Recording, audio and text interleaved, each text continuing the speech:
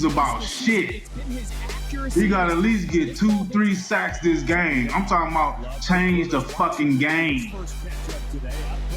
He that generational player. He that generational player.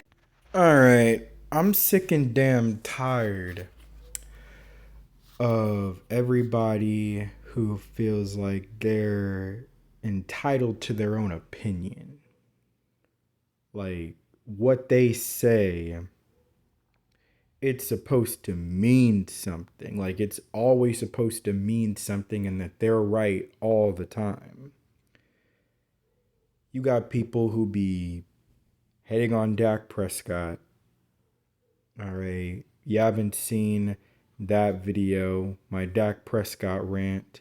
I will put that link in the description box below. You got people that have now been hating on Micah for about a year now, to be honest. I don't know where all this hate came from. I remember when there was a time where people loved Micah. People loved him. Now, y'all can't freaking stand him. Even some of Cowboy fans. I mean, it don't make any sense. Talking about, like he needs to step up when it matters the most. The fact of the matter is that Micah Parsons let's just reverberate back to his first playoff game where he had 11 total tackles in that game. Now, he didn't get any sacks, but he did get a few pressures when the 49ers actually threw the ball. Remember, they were basically running the ball damn near the entire game because they were trying to exploit our biggest weakness, which was stopping the run.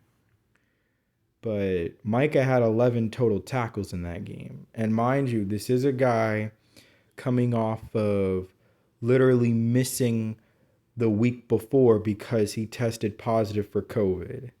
So I'm just saying he had a pretty damn good game. And then I felt like he really rose to the occasion in the playoffs and the wild card in 2022 against Tom Brady and the Buccaneers.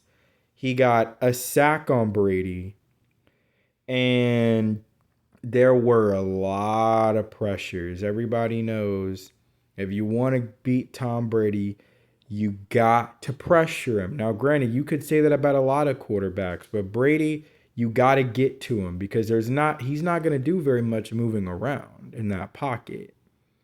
So if you can keep him, from being able to slide left, slide right, and have him, in shambles in the pocket, which we were doing, and 11 from heaven had a lot to do with that. And he came to play, and in the divisional round against Brock Purdy and the Niners, we made Brock Purdy look like Mr. Irrelevant. And Micah was flying to the football. He was flying everywhere, sideline to sideline, making tackles, making plays. Son, I don't know if you've been watching the games. You must be one of them casuals. Yeah, you must be one of them casuals who only look at the stats. Even though I don't want to sound hypocritical, I am mentioning like the tackles and pressures and stuff like that. But I'm just saying, if you watch the games, especially that one, he was flying to the football, sideline to sideline. So I'm not sure if you watched the games or what.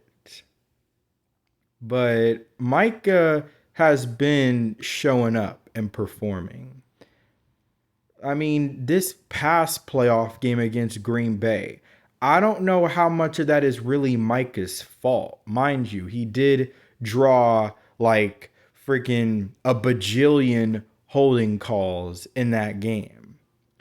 I am sure of it, that if he wasn't getting held because he was beating his blocker, beating his man, I'm sure he would have been getting to Jordan Love on at least a couple of those occasions. But that's neither here nor there. The fact of the matter is, I watched the video. That was just a little sample.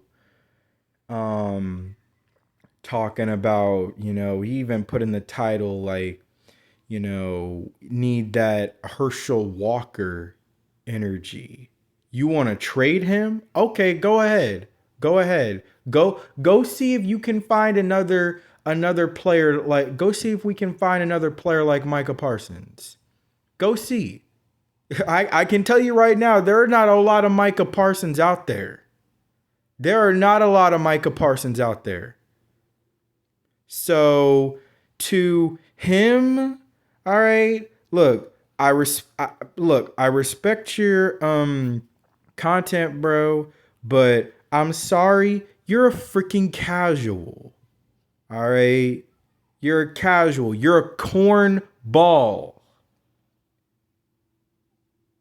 You know, you like, yeah, go ahead. Go like I know I sound like a broken record, but go ahead. All right? Do you think you're going to find another Micah Parsons? Do you know how long it took for us to find another player? Do you know how long it took for us to even find another player that was even close to DeMarcus Ware, which is what I can say about Micah Parsons.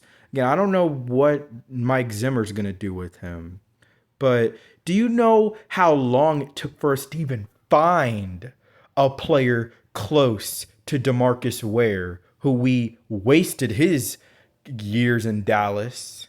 All right. He absolutely, out of all the Dallas Cowboys, was definitely on the top of the list as far as Cowboys who definitely deserved a ring. All right. Do you know how effing difficult, how long it took for us to find a guy even close to DeMarcus Ware's caliber? It took us 8 years. Took us 8 freaking years. And you want to talk about getting rid of him. You want to talk about that he's not performing. He's not showing up when it matters most. Man. All right. I'm not gonna even really make much of a closeout, man, but you already know what it is, man. Like, just haters gonna hate, cornballs gonna hate, casuals gonna keep being casuals. And yeah, to all my audience, to all Cowboy Nation, anybody, here watching my video again, I will put the link in the description down below to my Dak Prescott rant video that I also made about someone hating on Dak. But this is Mr. Cowboys fan out.